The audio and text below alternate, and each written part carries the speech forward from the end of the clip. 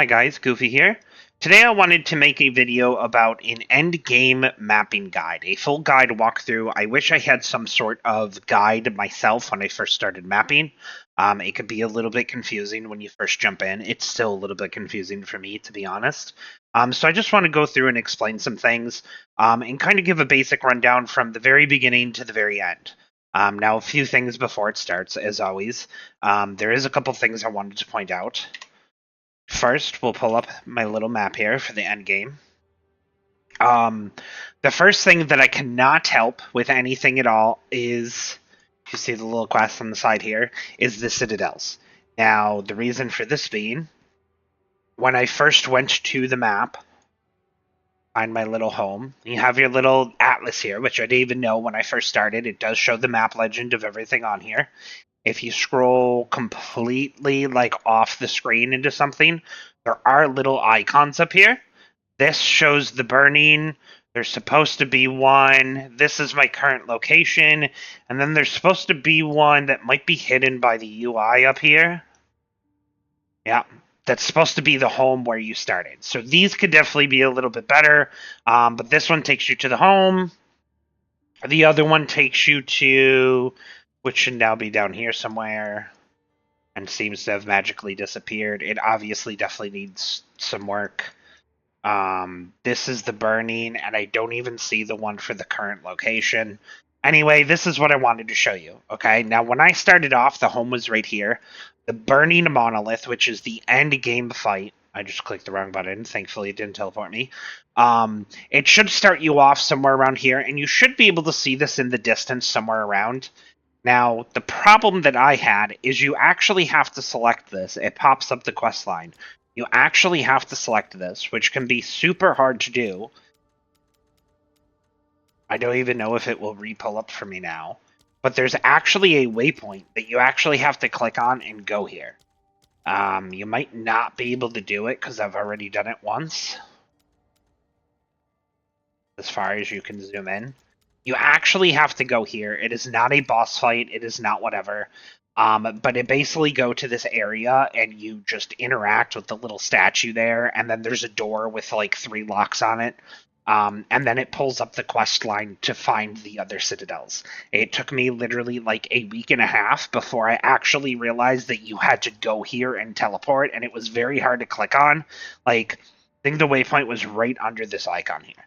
Anyway, so I can't show you in this video, but you actually had to go in there, and that actually generates these travel to the other citadels, and since then, I have not ran into a single citadel anywhere on the thing. So, now that was my fault, or partially the game's fault, or the beta, or however, so I basically wasted a week and a half without actually being able to do the quest here. These I'm hoping that they show some more love for and give maybe some indicators, some like, hey, travel in this direction. There's a lot of cool ideas I've seen. Anyway, this is also just my experience so far.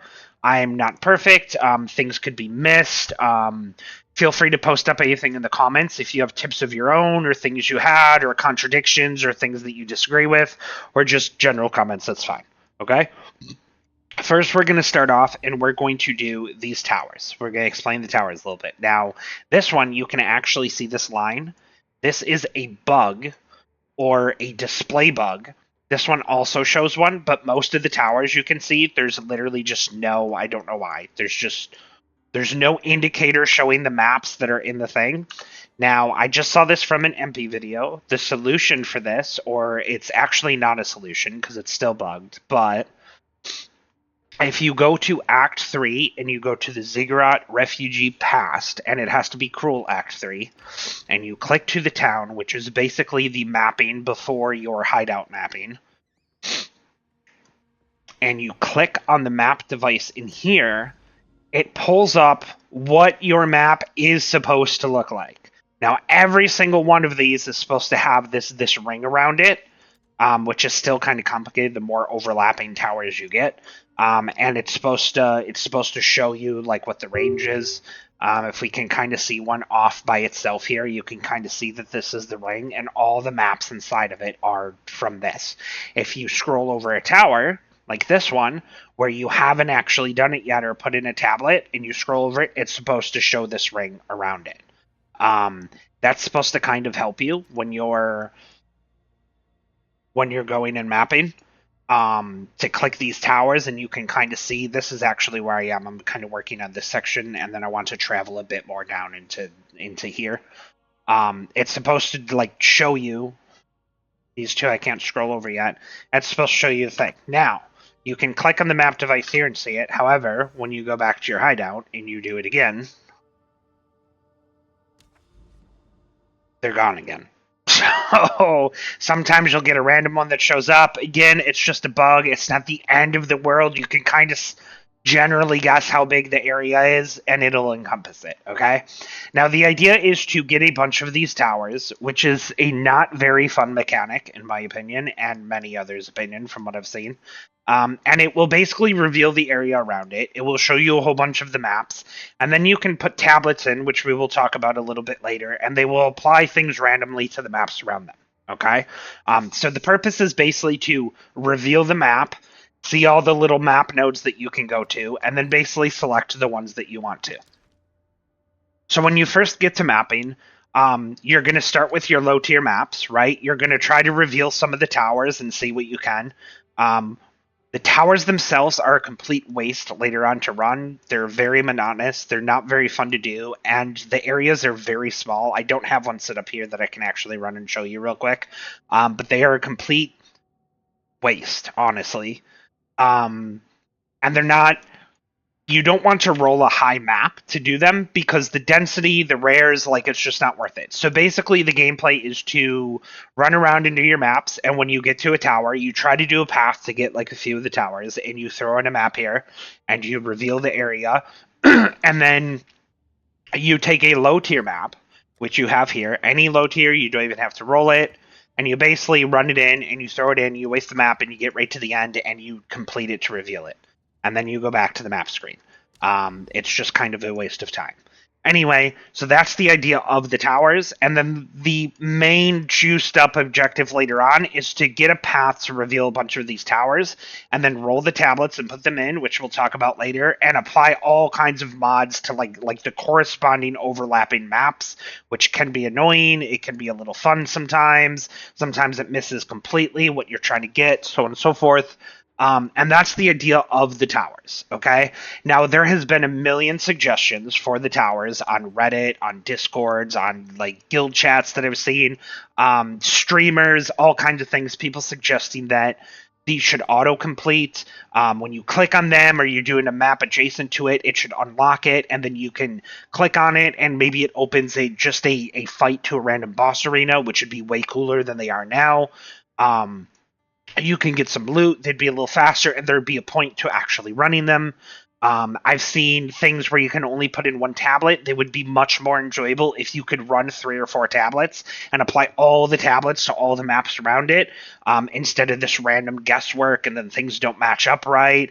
You put in a breach one and you want to get breach on this one, you want to get breach on this one, you want to get breach on, whatever, and then it applies to some other map over here, which isn't fun at all, and you're not even path to. Like, there's a lot of fixes that can happen with the end game. But admittedly, that's how the towers are right now. I guess that's enough said about them. Now we get into our actual maps. So you get into your first maps, you do your low tier maps. Just starting off maps, sustaining early tiers is pretty easy to do. You get a crap ton of Waystone level 1s.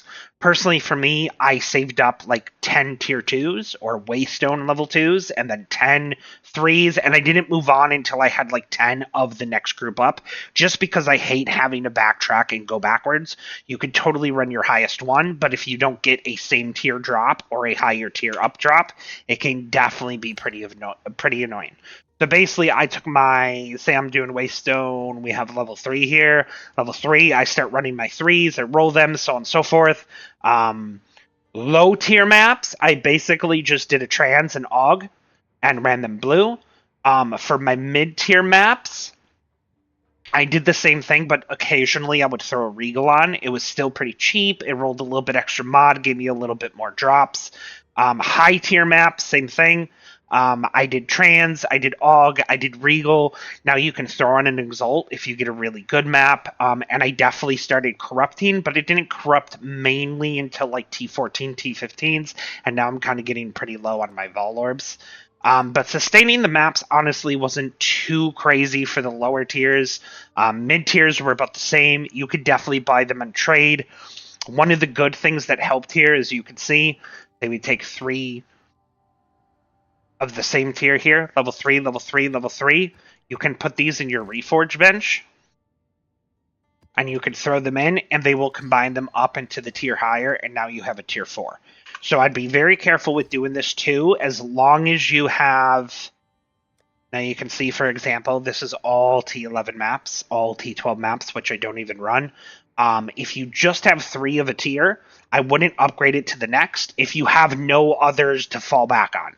So if you only had like 3 T11 maps total, I wouldn't combine them to a T12, because if you run that T12 and don't get a drop, now you're not going to have any T12s, you're not going to have T11s, and you're going to have to go back. And that is not fun. Then you're going to have to jump down to T10s or T9s or whatever your least amount is. So the sustain isn't too bad. The other thing, we'll talk about the end game map sustain, which is a lot more important. The low mid tiers wasn't too bad. And then once you start picking up these nodes, which I have not done a lot of at all, these are the bossy nodes. Once you start picking up these nodes and you get increased quantity of maps, the map boss is harder. Map boss has chance to drop a waystone. Boss maps, which you can see here on the Atlas, are very, very, very good for sustaining maps. Even if you're in a section that you've never done before and you just start unlocking like your low tiers, just traveling to the boss nodes, which I think I did most of them as I'm going, these little icons right here, that means this has a boss in it. Just doing those, you're going to sustain maps way, way, way more. So I would highly suggest doing some of those as you go too. Even for your low mid tiers, you get a lot more drops, you get a lot more sustain. Once you pull up this Atlas tree and you get like these points and the bosses are hard or whatever, you get even more maps.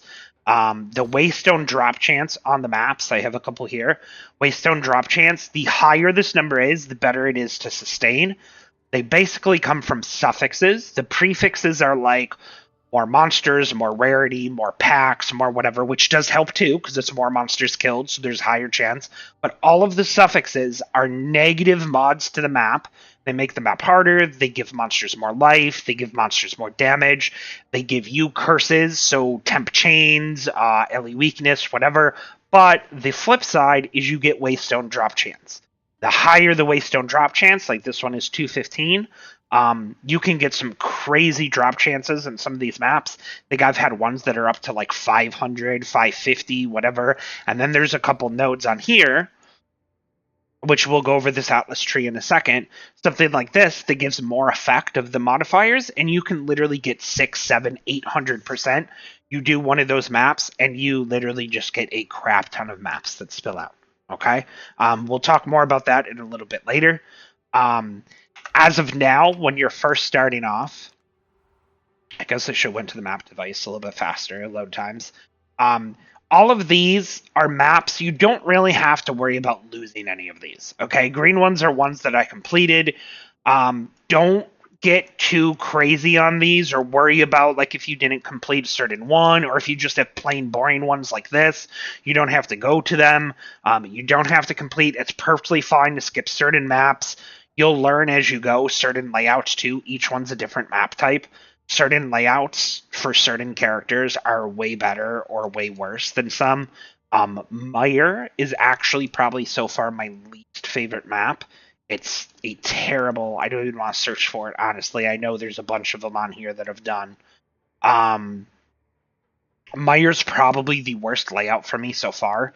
It's super narrow and it's a giant like chain of mazes throughout the day. It is not very fun.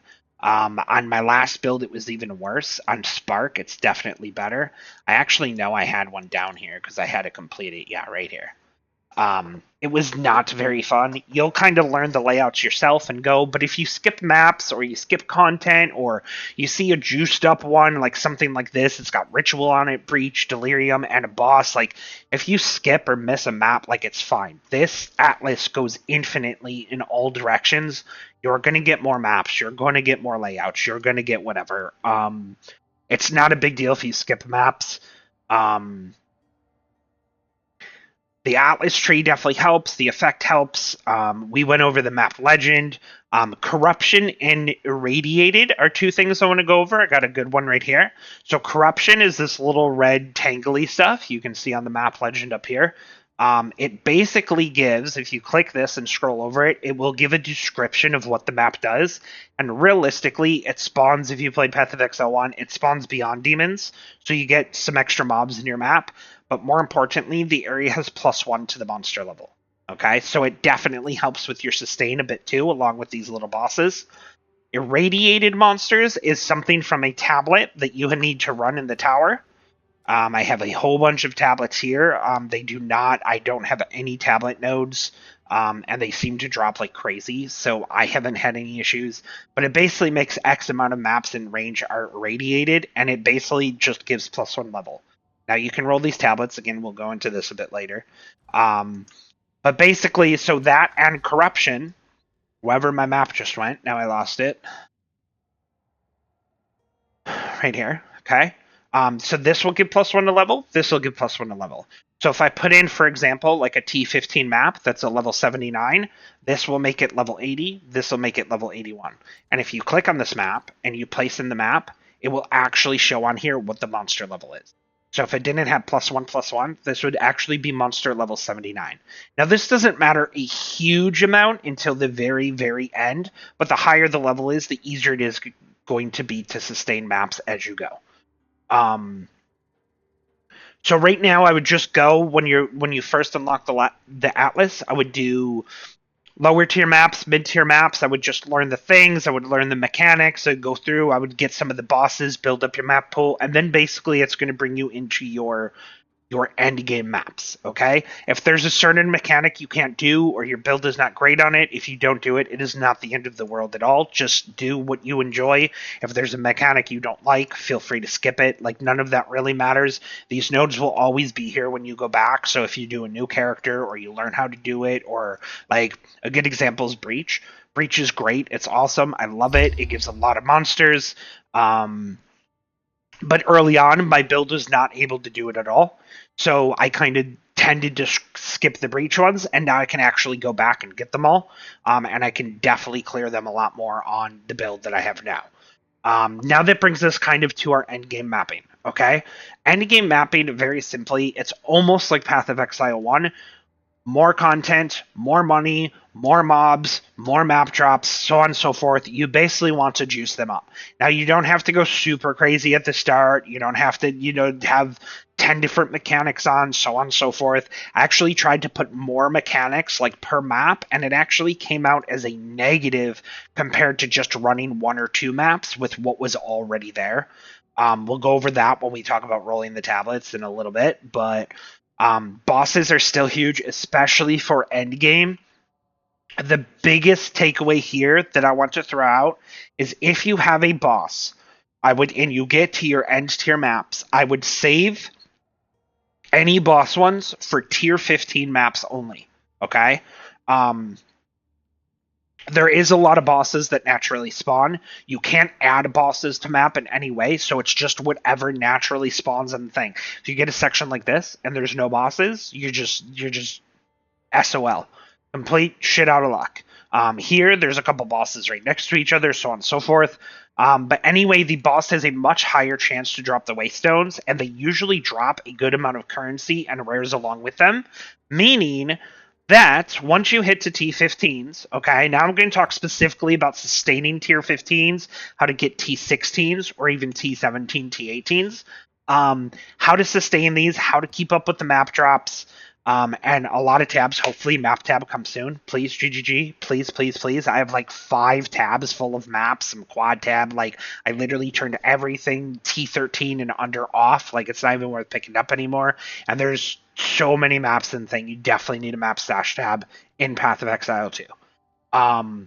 Anyway, so for T15s on a boss node, the boss is almost guaranteed to drop a map, and the higher Waystone drop chance equals more maps, and that's spawned exclusively with your Atlas tree and stuff here. Okay? So, first for the Atlas tree, I personally, rares are big, right? Rares give more currency, more maps, more whatever. These were the first nodes I actually took. One rare monster is duplicated, you get increased rare monsters in your maps. Then I went down here for increased rarity of Waystones, which doesn't really affect me a whole bunch, but it means I can elk less maps, which is cool, I guess, because elks don't drop a lot. Waystones have a chance to be tier higher. These little travel nodes give some quant, and then you basically got down here, which gives more modifiers to your rare and unique monsters, meaning they get even more loot that they drop. Um, this is 2% increased effect of modifiers for each explicit modifier, which means it raises that Waystone value and stuff even more. And then I scaled up here to get Waystones have 25% more effective prefix or 25% more effective suffix modifiers, which means every map that you open, you either get something like this that's all prefixes, there's no downsize, it's all pack size, rares, quant, rarity, so on and so forth, which means there'll be even more of these, like more pack size, more magic monsters, more whatever, or you'll get all the downsides that have more life, less recovery, curse, whatever, and then it will multiply that even more, and the mods will be harder, but you'll get even more Waystone drops from it, okay? So then you do that, and you go to a boss node, which we have like here. If you have 300% Waystone drop chance, you are almost, I think it's guaranteed, I could be wrong, guaranteed to get at least 3 tier 15 maps in return, okay? Or Waystones. I keep saying maps because that's what they were in Path of Exile 1. 300% equals 3 maps, 200%, 2 maps, so on and so forth. I did one earlier that had like 585%, and I got like 5 or 6 map drops, okay? It is one of the biggest or best ways to sustain your tier 15 maps, okay? As you roll an elk, now once I got to tier 15, and I will show you real quick, look at all the map tabs I have up here. You basically take a T15. If it's already blue, okay, you can't scour. There's no way to get it back. So if it's blue, I simply throw an AUG on it, and then I regal it, and now it's a rare. Now you could exalt if you want to. It's probably worth it. I never really do, especially because you're going to vol it, and it's going to have almost like a 75% chance to change it anyway, so I don't even bother. But then I take a vol and I throw it on it. Now, this one was great. It stayed tier 15. You have a chance when you corrupt a map for it to raise a tier or lower a tier. So you can go tier 14 or tier 16. It's the only way to get tier 16s in the game. And then the other 2 options is it has a chance to change the map into all prefixes or change the map into all suffixes. This one has both prefix and suffix, so it just re-rolled the mods and gave a bunch of mods on it. I think this is 6 mod. Maybe that's one of the outcomes. I can't swear to it. And maybe like the old 8 mod maps in Path of Exile 1, maybe this literally just 6 mods the map, because 6 mods is the most that you can have in Path of Exile 2. So anyway, if you get anything with 300% drop chance, that is an absolute godsend, and you want to save those maps 100% for the boss nodes. So you can use one of these maps and be guaranteed to get 3 or 4 map returns. It's also the only way to get a tier 16 map. So I'll show you a couple more here. We have a white one, we have a blue one, we have another blue one. Okay? So for the blue ones, just make sure they're ogged up. This one wasn't. Regal. This one we're actually going to elk. We basically all have rare. Now that's 290% already, which is pretty great. So we have 3 maps here, and then you're going to vol them all. Now this one actually dropped a tier, which is a little sad. Outside of bossing and one other mechanic that's not even a huge issue, but I'll take this one and throw it back in my T14s, and we'll save this for later. This one is kind of meh. 95% isn't huge, but it's... Oh, this is actually a T14 as well. This also dropped. And then this one, I think, stayed the same. It just re-rolled. So we have 15, 15, 15. And now we go back to our map, and we want to talk about the other thing. Okay, so we talked about the bosses.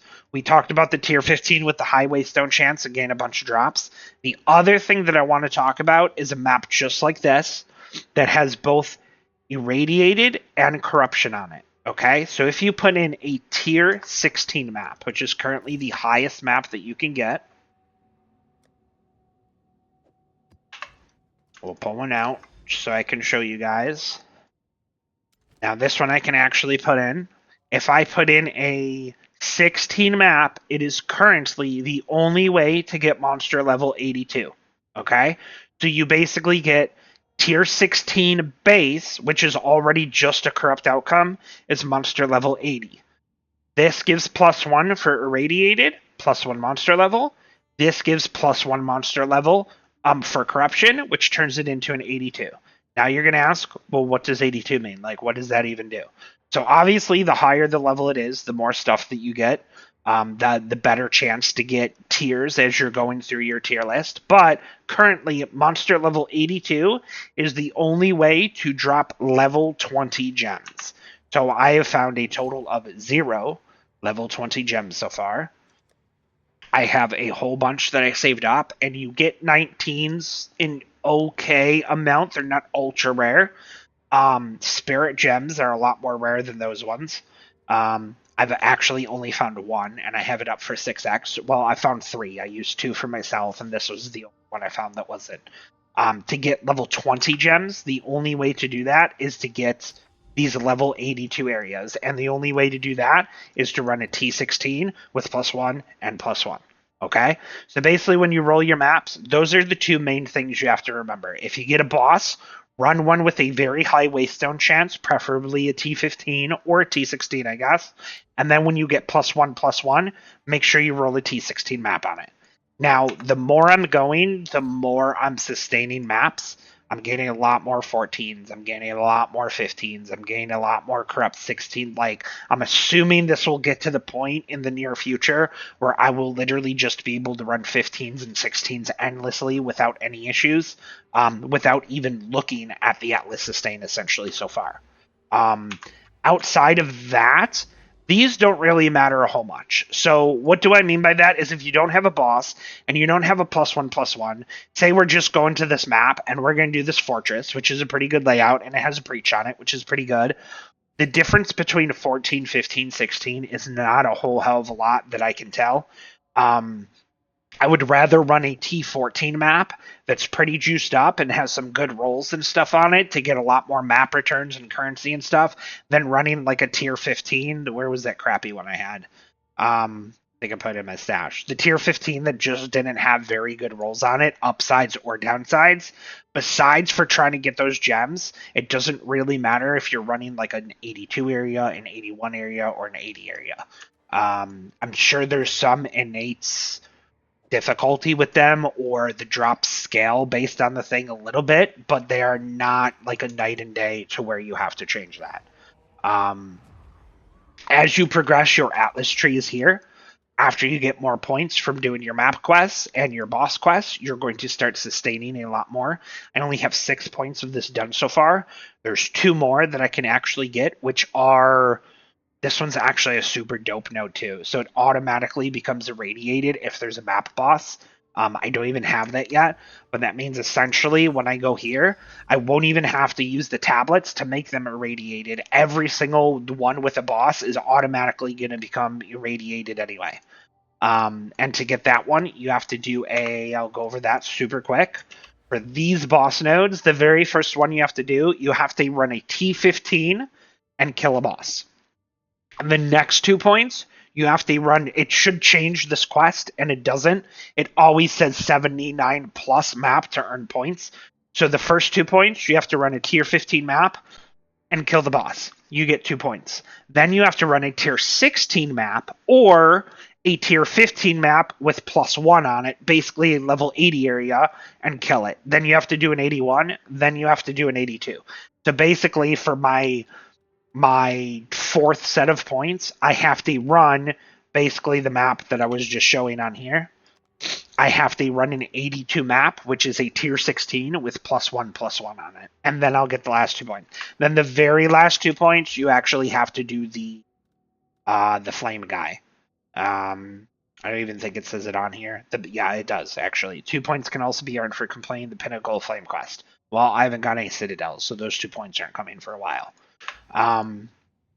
But anyway, that's kind of the lowdown on maps. That's how you get them. The last thing I want to talk about is tablets. Okay, tablets are definitely the most confusing part for a lot of players. I know it was for me when I started. You basically get the specific. There's only 2 types of tablets. Basically, you get these specific ones, which give the league content: Expedition, Ritual, Delirium, Breach. I have Delirium on here twice. I don't know why. These actually are all supposed to be up here. I don't know why I started 2 rows with that. I need 2 rows eventually anyway. But you basically get each of the 4 league contents, and then you basically get these. They only drop from the leagues themselves, by the way. To get Breach tablets, you have to run Breach content. To get Delirium tablets, you have to run Delirium, Expedition, Ritual. So like the Ritual specifically, only the mobs that spawn in Ritual or around the Ritual can drop the Ritual tablets. Now, I have not had really an issue sustaining these. Once you do a few towers and put in like a few tablets, you end up running 8, 10, 12, 15, however many maps anyway in the area. And between running the area with stuff on them, I seem to way over sustain the tablets than anything else anyway. The tablets themselves, they cannot go rare. Although I think there's a bug. I've seen a couple tablets that dropped rare. I don't know what from. You can't regal these, you can't elk these, but they can get 2 mods on them, and you always want to roll them. Okay? Always trans, always aug. If they're white, if they're already blue, make sure they have 2 mods. And then, the best part about these is when you do a tower. Actually, this is a tower that could actually be ran. It is going to show the AoE around it, which you can't even see now. But if you go, like I showed you earlier in the map thing, you'll be able to see it. You roll the tablet once it's done, and you put the tablet in here, and it's going to do 2 things. The first thing is the implicit of whatever it says. This one, 7 maps in range are irradiated. It is going to apply that to 7 random maps on the thing. Now, the downside to that is you're not going to be able to pick which maps. You know, this map looks pretty good over here, right? It's got Breach, it's got Delirium, and it's got a +1 Corruption. If I put in Irradiated, that's going to be another +1 on top of it. I would love to put this in and get this map. That being said, I can't choose that however I do it, so I'm just going to put it in and hope and pray. If you do a Breach one, it'll add Breach to random maps, so on and so forth. Whatever you roll on these tablets, this one rolled with increased gold, and maps have % chance to contain a shrine, which is actually a pretty cool mod, will apply to every single map in the area. So if you scroll over these, I already put a Breach tablet in here. Every single one of these is going to have these breaches have 6% increased monster density and 16% increased rarity of items found in this area. That one did when I ran it. This one does. This one does. This one. It's going to apply this downside to every single map, not just the 7 random ones. Okay? So the super juicing end game, like what you want to try to do, you want to try to get a bunch of towers together like this. You want to do a single path preferably on the outside, doesn't really matter, to try to connect these, and then put in a tablet and hope that the overlay of all these, like this section right here in the middle, that when you put maybe like a Breach tablet, an Irradiated tablet, and an Expedition or a Ritual, or maybe you could do multiple tablets too. So if I put a Breach tablet here and it only applies to like 5 maps and most of these still don't have Breach, I'm going to put in another Breach tablet in here because I personally like Breach, and I'm going to try to get Breach on as many maps as I can. Once I have the content that I want to farm on these, then I might throw in an irradiated just to give +1. Okay. Now, you can do something random. Like, these already have a lot of different mods on them, you can see over here, and I haven't done any of these towers. This will actually be a really good place to go after, because there's a lot of towers. Um, I might start with Breach, because there's only 2 maps there that have Breach. Now, if I have like 10 maps in range have Breach, and I put it in this tower, and this gets Breach, this gets Breach, this, and all these towers have Breach, then I can, put something else on this and try to get, maybe I want a whole bunch that have Expedition and Breach, and then Expedition, Breach, and Ritual, and then Expedition, Breach, and Ritual, and +1. That being said, that's like a super end game juicing that you definitely do not have to do. I tried doing that actually in the beginning and found out that since it did random maps, it actually became generally worse for me. Um, I like Expedition, it's okay. Delirium is not a fan favorite of mine so far. Breach is pretty good. I enjoy it now that I have a build that can do it. But that being said, I would much rather have Breach on every single map than have a couple maps that get Breach and Delirium and Expedition and Ritual, So you kind of have to choose and do it yourself. But for me personally, I would rather do 1 or 2 tablets, like per section, and make sure I get like a whole bunch of Breach on them, and then maybe a whole bunch of Breach +1, than worry about having like 4 or 5 different content types. Plus, you still get ones like this that like randomly spawn.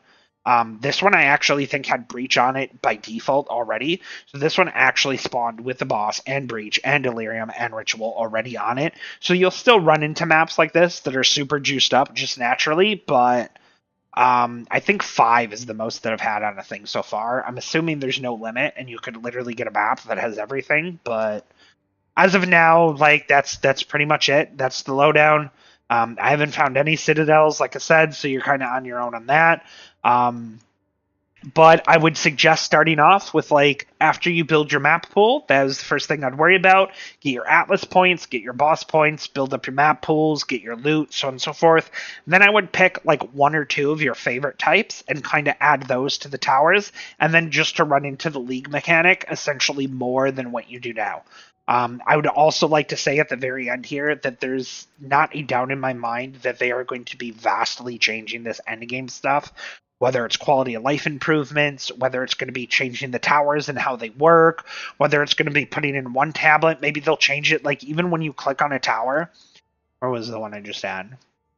Getting lost on the Atlas is so frustrating too. So when you run this and I put in a map and I run it, it only shows 1 little square for a tablet. I could totally see them changing that in the future too, to have something like this where you can actually put in like, okay, I'm going to put in Breach, I'm going to put in Expedition, I'm going to put in Irradiated, and I'm going to put in Ritual. And then you're going to apply it. Again, just a guess, it's not like this now, but it wouldn't surprise me in the future if they did that and then it picked random maps and applied all those at the same time. Right now, only 1 tower can run 1 tablet. I don't see why they won't let you juice things up further. I don't know. But I have a feeling there's going to be a lot of endgame changes coming as of right now. Hopefully this video helped with some of you out there to kind of get a basic general idea of how to map, how to build your map pool, how to roll your maps.